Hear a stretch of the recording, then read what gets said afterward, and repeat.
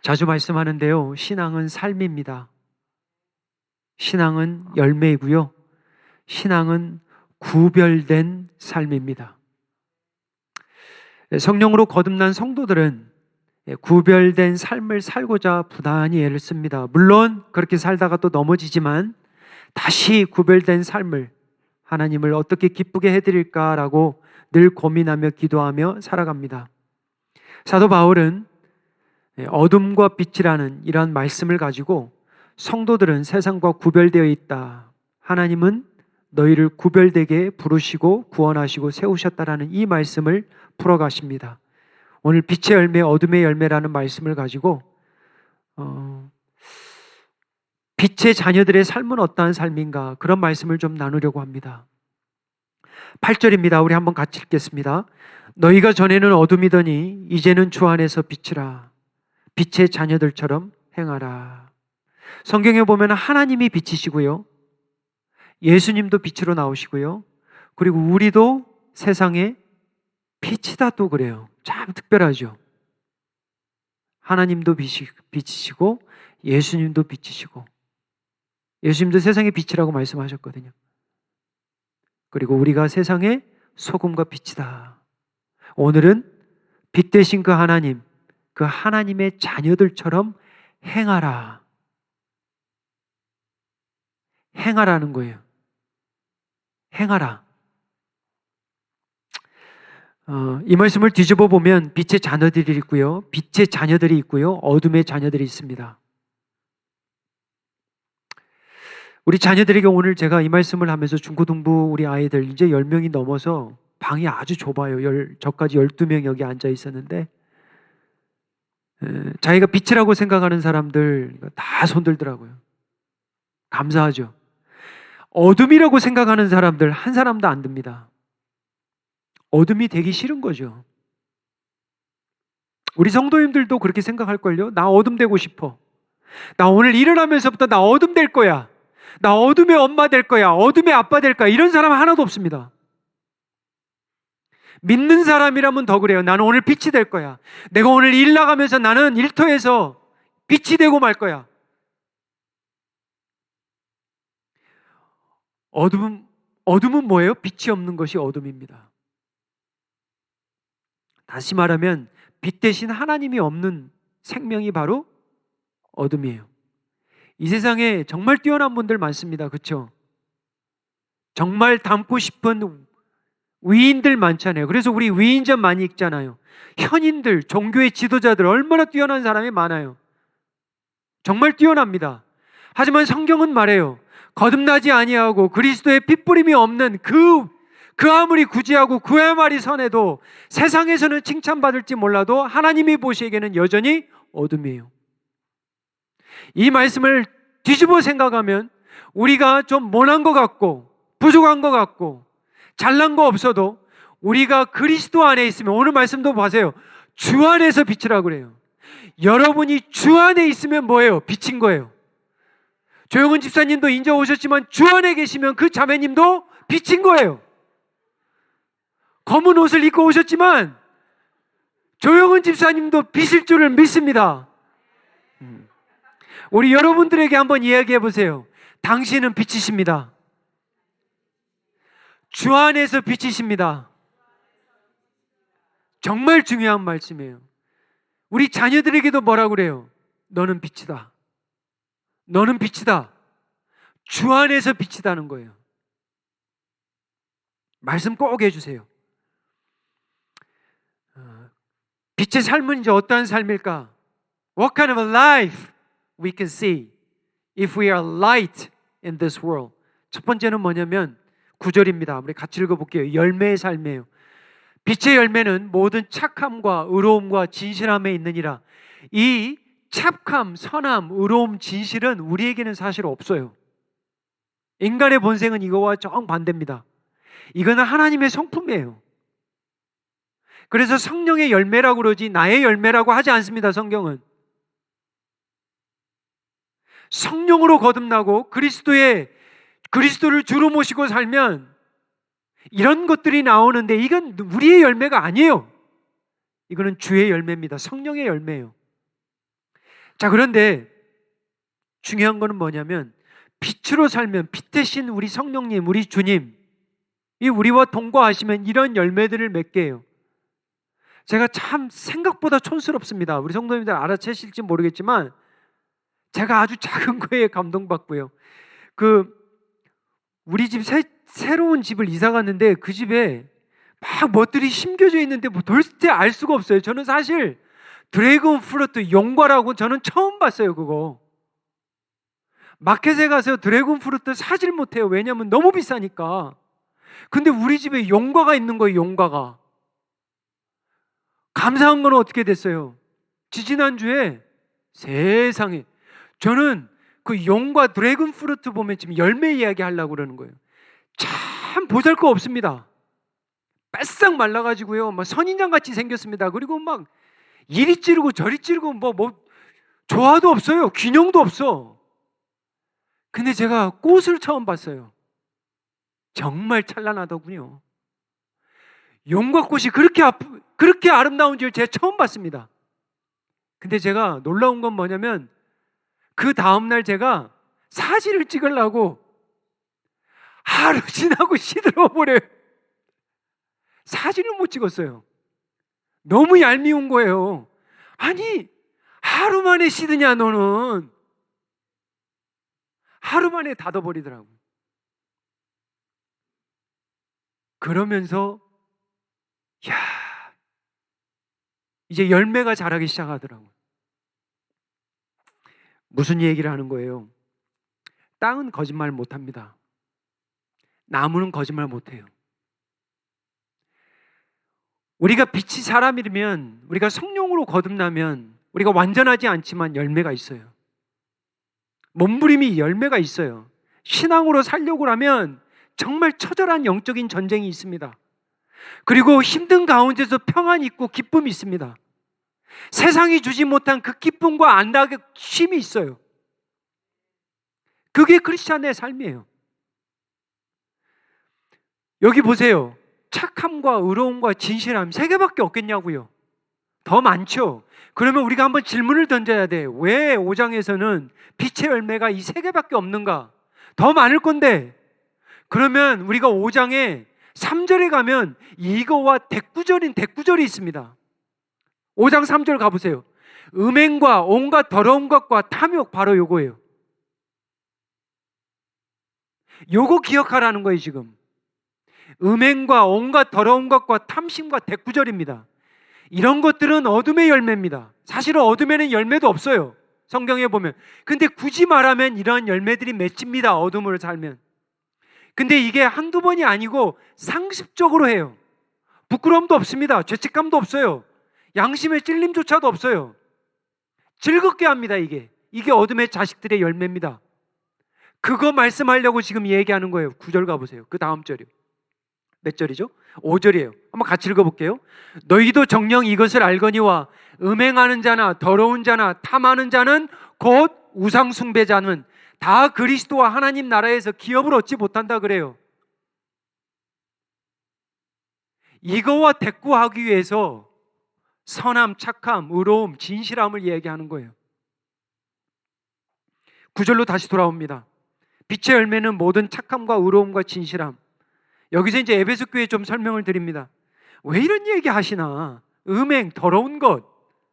왜 에베소 교회를 이야기하면서 이런 얘기를 하시나? 왜 진실한 것, 왜 의로운 것, 선한 것 말씀을 드릴게요.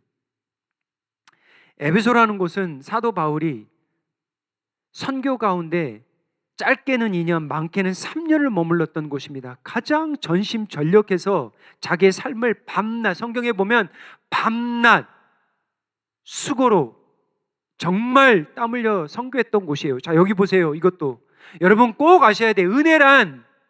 은혜를 받으면 이렇게 행하게 돼 있습니다. 은혜는 그냥 가만히 하나님의 은혜야, 하나님이 이게 아니에요. 부모를 사랑하면, 자식을 사랑하면 얼마든지 라이드 합니다. 왜요? 사랑하니까. 그리고 그게 힘들지도 몰라요. 그거예요, 여러분. 주를 사랑하면 행하게 돼 있어요. 근데 에베소라는 것은 살기에 좋은 땅은 아니에요. 엄청난 많은 유혹이 있습니다. 지금 터키 지역에 있는데 오늘도 가보면 많은 유적지가 있습니다. 로마 시대의 로마 황제로부터 인정을 받은 도시예요. 정말 인정을 받았습니다. 에베소는 너는 정말 황제를 잘 섬겨. 그래서 자유자치 도시 국가로 만드는 거예요. 국가는 아니지만 거의 도시 자체가 자유예요. 그리고 황제의 신전들이 많고요. 아시다시피 아데미 신전들 7대 불가사의 신전이 있었고요. 그리고 또 여러분이 아시다시피 정말 참 놀라운 건 저도 유튜브 같은 데로 요즘 잘 돼 있어서 성지순례 치면 정말 잘 돌아다닐 수 있어요. 저도 참 구경 잘했습니다. 에베소. 가보진 못했지만 근데 가보니까 놀라운 건 뭐냐면요. 연극장이 작은 소극장이 1,000명이 넘고요. 대극장은 25,000을 수용합니다. 우리 성도님 놀라지도 않으셔. LA 다저스가 구장이 몇만이에요? 4만이 넘죠. 사도 바울이 에베소에서 섬겼을 때가 50년대예요. 50년대. 그때 25,000명을 수용하는 대극장이 있었어요. 엄청난 거예요, 여러분. 그때 여러분 사도행전 19장에 가면 이런 말씀이 있습니다. 이런 역사가 일어났어요. 이 에베소에서.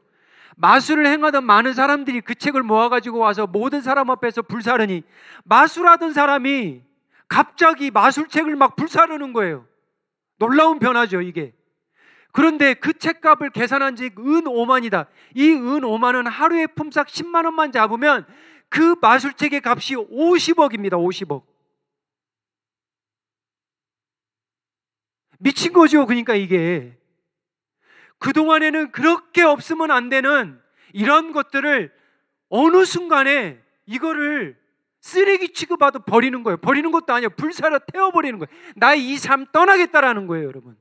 이 놀라운 은혜가 에베소에 있었다라는 거예요. 그 다음 절 가보세요. 이와 같이 주의 말씀이 힘이 있어 흥왕하여 세력을 얻더라. 이게 은혜입니다. 이게 에베소에서 있었던 이야기예요. 그리고 19장 24절 가보세요. 또 어떤 사건이 나오냐면 데메드리오라는 은장색이 있었습니다. 신상들을 만드는 사람이에요. 근데 이 사람이 신상을 모형을 만들어 직공들에게 적지 않은 벌이를 했는데 사업을 했는데 이거 뭐 사도 바울이 와가지고 막 우상 섬기지 말라고 예수님이 오직 신 이거 이야기하니까 그 다음 절 가보세요. 그 다음 우리의 이 영업이 천하여질 위험이 있어진 거예요. 이제 문을 닫게 버린 거예요. 문을 닫을 지경에 이르버린 거예요. 화가 났죠. 그래가지고 큰 여신 아데미의 신전도 무시당하고 이게 신전이 잘 돼야 자기의 사업이 잘 되거든. 근데 이제 완전히 이제 문을 닫을 지경이니까 화가 났을 거 아니에요. 그리고 온 아시아와 천하가 위하는 그의 위엄도 떨어질까 하노라. 그 다음 절 보세요. 온 시내가 요란하여 바울과 같이 다니는 마게도냐 사람 가이오와 아리스다고를 붙들어 일제히 연극장이에요. 이건 소극장입니다. 대극장이 아닐 거예요. 25,000이 아니고 아마 1,000석 넘어가는 소극장이 있습니다. 자, 제가 왜 이런 이야기를 하냐? 말씀의 은혜를 받고 거듭나서 빛의 열매 이런 것들도 볼 수 있지만 참 놀라운 것은 에베소에 가보면 그 당시에 세계에서 3대 도서관이 있는데 세 번째로 큰 도서관이 있습니다. 그림 한번 보여주세요. 제가 그림 잘 안 보여주는데 말씀 외에는 오늘은 좀 보려고 합니다. 요 보세요. 사람이 숫자가 어느 정도 작냐면 요 정도입니다. 1세기에 50년도에 이렇게 큰 이게 지금 15,000 두루마리를 소장할 수 있는 도서관이에요. 엄청난 겁니다. 근데 이 길, 도서관이 이렇게 있죠. 이 길을 따라 가다 보면 우측에 하나의 집이 나옵니다. 그 다음 슬라이드 보세요. 이게 바로 뭐냐면 매움굴이라는 거예요. 이게 뭐냐면 집창촌입니다. 창기촌이에요. 얼마나 사이즈가 큰지 제가 이렇게 지도를 통해서 확인해 보니까 어마어마합니다. 여러분 상상해 보세요. 7층 높이에 어마어마한 3대 도서관이 있고 그 잠깐만 내려가면 집창촌이 있어요. 이게 매움굴이라고 그래요. 매음 한다고 그러잖아요. 제가 왜 이런 이야기 하는 것 같아요? 왜 음행하지 말라? 왜 더러운 거 하지 말라? 바로 이러한 겁니다. 에베소가 바로 쾌락의 도시거든요. 근데 참 특이한 것은 이 대리석 바닥에 들어가는 매운꿀 집장 쪽 창기촌 들어갈 때 이 발바닥이 있고요.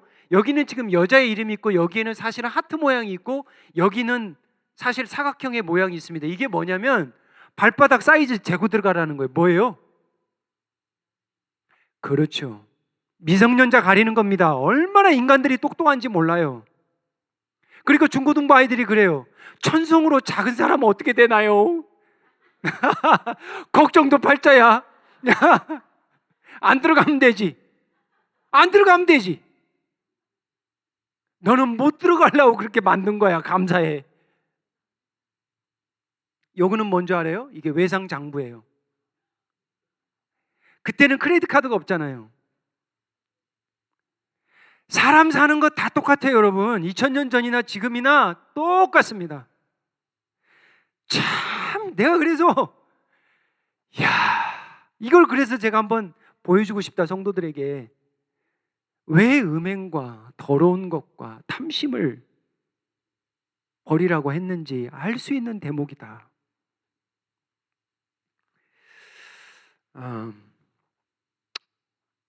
구약의 예배소처럼 타락한 시대가 있었는데요. 미가서 6장 가보겠습니다. 미가서 6장 7절 8절 여러분이 잘 아시는 말씀이에요. 같이 읽어볼게요. 여호와께서 천천의 순양이나 만만의 강물 같은 기름을 기뻐하실까? 내 허물을 위하여 내 마다들을 내 영혼의 죄로 말미암아. 이 말씀 있는지 잘 몰랐죠? 내 몸에 열매를 드릴까? 하나님 안 받으신대요. 그 다음 절이요. 사람아, 주께서 선한 것이 무엇임을 내게 보이셨나니 여호와께서 내게 구하시는 것은 오직 정의를 행하며, 보세요, 행함이에요. 행하며 인자를 사랑하며, 인자는 헤세드예요. 겸손하게 내 하나님과 함께 뭐예요? 행하는 것이 아니냐.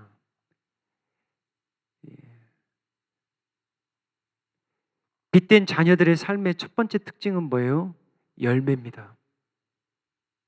예수님도 그래서 열매 없으면 뭐라고 그랬어요? 치신다고 그랬어요. 치시는 정도가 아니에요. 던진다고 그랬어요.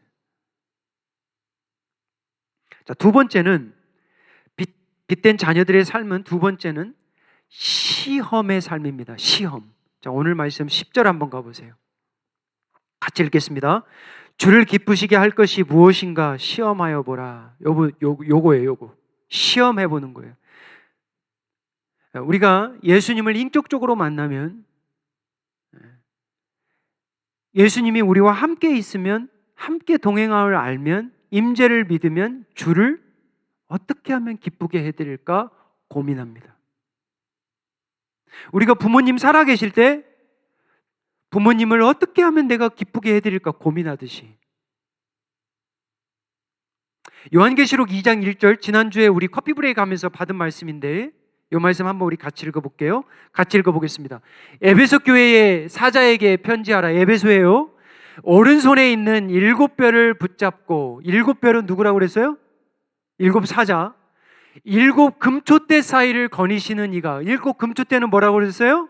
7 교회라고 그랬습니다. 그래서 우리 커피 브레이크 하면서 뭐라고 그랬어요? 예수님이 천상에만 있는 게 아니고 예수님이 에베소 교회를 거니신다. 그 말씀 한 거 아니에요. 우리 주 은혜를 거니신다. 여러분의 가정을 거니신다. 여러분의 일터를 거니신다. 이 말씀으로 우리 적용했잖아요. 그러니까 우리가 감사하면서 또 한편으로는 두렵고 떨리는 거예요.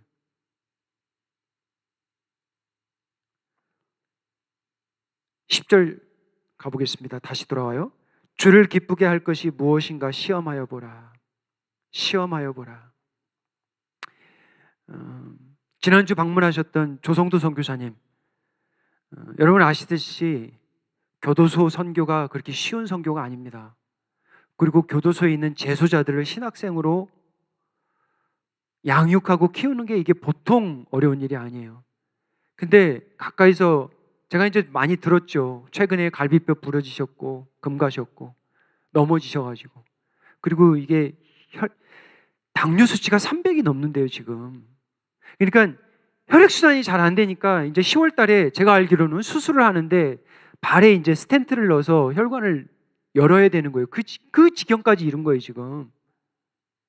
그리고 최근에 또 차고 치다가 또 팔을 이렇게 찢겼어요. 그래서 제가 지난 주일에 이렇게 손을 한번 만지면서 너무 막 많이 상처가 있더라고요. 그래서 제가 그랬어요. 선교사님, 좀 건강도 하셔야 오래 섬기시죠. 그랬더니 뭐라고 한 줄 아세요? 목사님, 어차피 썩을 몸인데 저는 달았으면 좋겠습니다. 어차피 썩을 몸인데 저는 달았으면 좋겠습니다. 달아져서 없었으면 좋겠습니다. 얼마나 더. 우리는 어떻게 하면 안 다를까? 어떻게 하면 안 다를까? 이거 아니에요.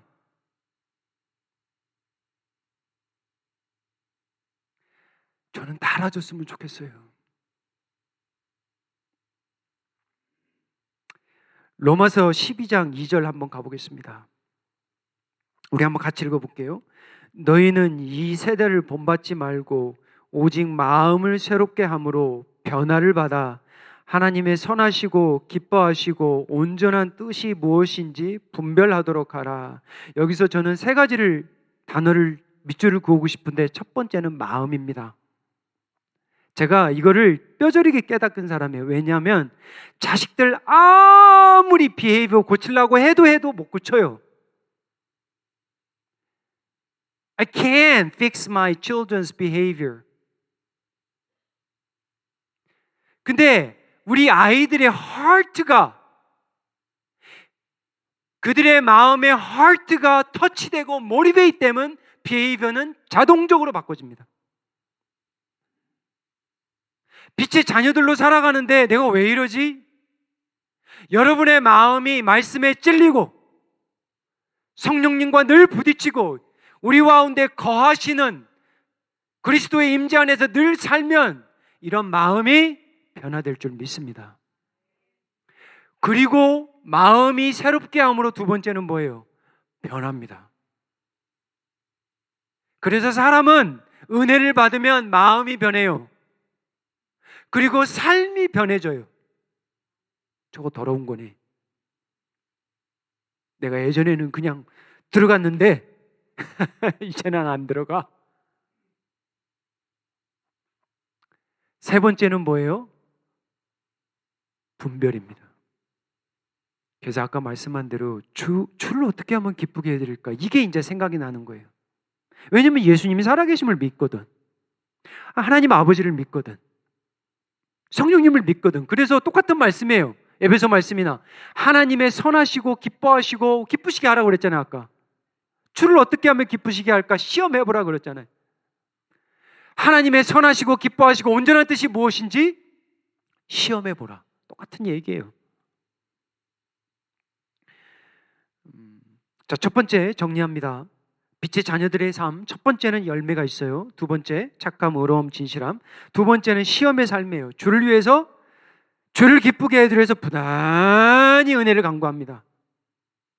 세 번째는 뭐냐면 좀 이상하게 들릴지 모르지만 책망의 삶이에요. 11절 가보겠습니다.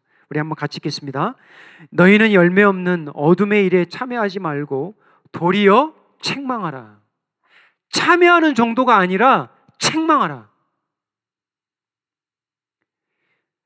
예전에는 쾌락이 먼저였는데, 예전에는 그냥 좀 힘들고 어려우면 매운굴 가서 그냥 한바탕 놀고 오면 그냥 풀어졌는데,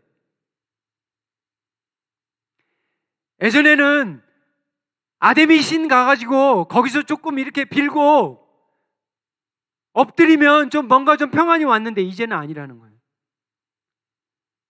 오히려 이런 일 참여하지도 않고 책망하는 삶으로 변해버립니다.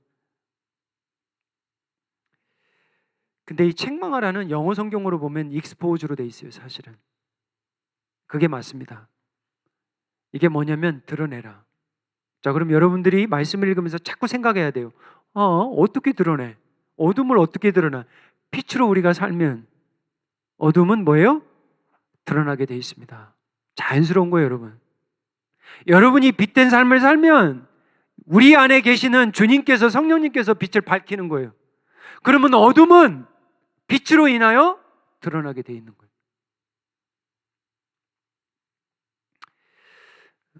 여기서 이제 적용 하나 해드릴게요. 무슨 기업이라고는 하지 않습니다. 근데 크리스찬들은 이런 기업들 조심하셔야 돼요. 대놓고 크리스찬들을 핍박하고, 대놓고 LGBT 엄청 환영하고, 그리고 한순간에 하나님이 들어가 있는 문구, 액자, 카드 이런 거 막 다 빼버리고, 이런 기업들은 안 사는 게 좋습니다. 안 가는 게 좋아요. 그게 구별된 삶이에요, 여러분. 어떻게 우리가 빛으로 살아가겠어요, 여러분? 그렇게 우리가 행하면 그 어둠들이 드러나는 거예요. 그들을 사랑하지만 우리가 그 일에 참여하지는 않겠다라는 거예요. 크리스찬 기업들, 크리스찬 학교들, 여러분, 크리스찬 학교 얼마나 중요한지 몰라요, 여러분. 여러분, 이 땅 가운데 많은 선교사님들, 지도자들, 목회자들, 많은 경우 어디서 나왔냐면 크리스찬 학교들에서 많이 나왔어요. 크리스찬 신학교들, 대학교들. 여러분 생각해 보세요. 크리스찬 학교들 어렵습니다. 지원들을 그렇게 많이 못 받아요, 여러분. 선교지들 누가 도와야 돼요? 교회들, 성도들이 도와야 돼요, 여러분. 여러분 한번 생각해 보세요. 하루아침에 크리스찬 기업들, 크리스찬 학교들 다 문 닫았다고 생각해 보세요. 어떻게 되겠어요, 이 땅에? 여러분들, 내가 어떻게 빛으로 살아? 아주 이런 거 보면 간단한 거예요. 정말 여유가 되면 크리스찬 학교 보내십시오. 여유가 되면 보내세요. 12절입니다. 그들이 은밀히 행하는 것들은 말하기도 부끄러운 것들이라. 왜 어두운 일에 참여하지 말고 책망해야 되는지 알려주세요. 그게 뭐예요? 은밀히 행하고 부끄러운 것들이에요. 여기서 이제 질문 하나 들어갑니다. 그러면 이 사람들은 불신자들일까요? 신자들일까요? 불신자들도 그럴 수 있죠. 그러나 부끄러움을 알고 은밀히 행하고, 불신자들도 이렇게 할 수 있죠. 근데 컨텍스트상 성도일 가능성이 많습니다. 교회를 다녀도, 주님을 알아도 쉽게 넘어지고,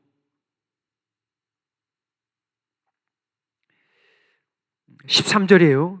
그러나 책망을 받는 모든 것을 빛으로 말미암아 드러나나니 드러나는 것마다 빛이니라. 드러나는 게 뭐예요? 은혜입니다. 제가 예전에 한번 말씀드렸죠. 예전 집에 살던 집 벼룩 때문에 너무 힘들었고, 쥐들이 그렇게 들어왔었고, 와, 지금도 끔찍한 게, 문을 딱 열고 불을 딱 켰는데 저구 통로에서 딱 마주쳤는데 뭐겠어요? 쥐 한 마리가, 엄청 큰 쥐가 저하고 딱 마주친 거예요. 얘도 너무 놀란 거예요. 어디로 갈지를 몰라. 와, 바퀴벌레들, 쥐들 정말 빛을 싫어합니다. 빛으로 드러나는 게 은혜예요. 이 부분 조금 이따 설명할게요. 14절입니다. 이제 마지막 절이니까 같이 읽어볼게요. 그러므로 이르시기를 잠자는 자여 깨어서 죽은 자들 가운데서 일어나라. 그리스도께서 너에게 비추이시니라 하셨느니라. 우리에게 결국 필요한 게 뭐다? 빛이다. 계시록 보면 빛이 뭐예요?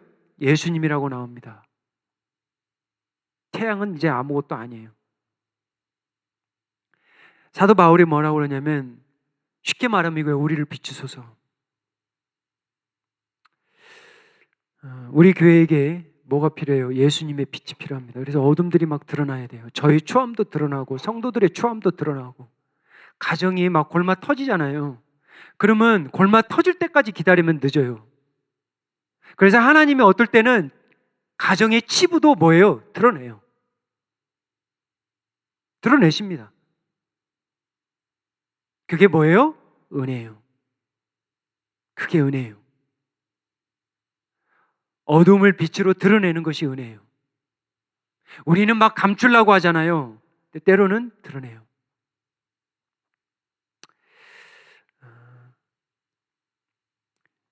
사랑하는 우리 성도님 여러분, 빛 대신 예수님을 만나야 내가 어둠인 줄 알고요, 빛 대신 예수님이 비춰야 내 어둠이 드러납니다. 내 음행과 내 더러운 것과 나의 가증한 것이 드러나요. 빛 대신 예수님이 매일매일 필요한 거예요. 보세요. 일어나라. 깨어라. 말씀을 맺으면서 그러면 하나님, 제가 어떻게 일어날 수 있나요? 제가 어떻게 빛된 삶을 살 수 있나요? 일어나고 싶은데 못 일어나겠어요. 힘들어요. 사도행전 우리 받은 말씀 한번 다시 봅니다. 여러분, 마술사들이 왜 50억을 버려요? 보세요. 이와 같이 주의 말씀이 힘이 있어 흥왕하여 세력을 얻으니라. 아멘? 아멘이에요. 말씀 없이는 일어나지 못합니다. 이게 빛된 자녀들의 매일의 삶이에요. 여러분, 말씀이 비춰줘야. 여러분, 빛이라는 것은 드러내는 것뿐만 아니에요. 빛이 없으면 자라질 못합니다. 빛이 있어야 성장이 돼요. 드러나는 정도만 안 됩니다. 빛이 있어야 자랍니다. 말씀의 빛으로 자라는 저와 여러분 되시기를 주님의 이름으로 축원합니다. 기도하겠습니다. 아버지 하나님, 저희가 잠자고 있습니까? 살았을 때 죽은 자처럼 살고 있습니까? 빛 대신 예수님처럼 예수님께서 저희에게 비추어 주시옵소서, 드러나게 하여 주시옵소서, 잠에서 깨어 도와 주시옵소서, 우리 가운데 있는 음행과 더러운 것과 탐심을 드러나게 하여 주시옵소서. 주님의 선하심, 주님의 의, 주님의 진실함의 삶으로 변화시켜 주시옵소서. 주님께서 기뻐하실 것이 무엇인지 시험하며 살아가는 은혜를 허락하여 주시옵소서. 열매 없는 어둠의 일에는 참여하지 않게 하시며 오히려 책망하며 드러나게 하여 주시옵소서. 말씀의 빛을 우리 모든 성도님들에게 비춰 주시옵소서. 예수님의 이름으로 기도하옵나이다. 아멘.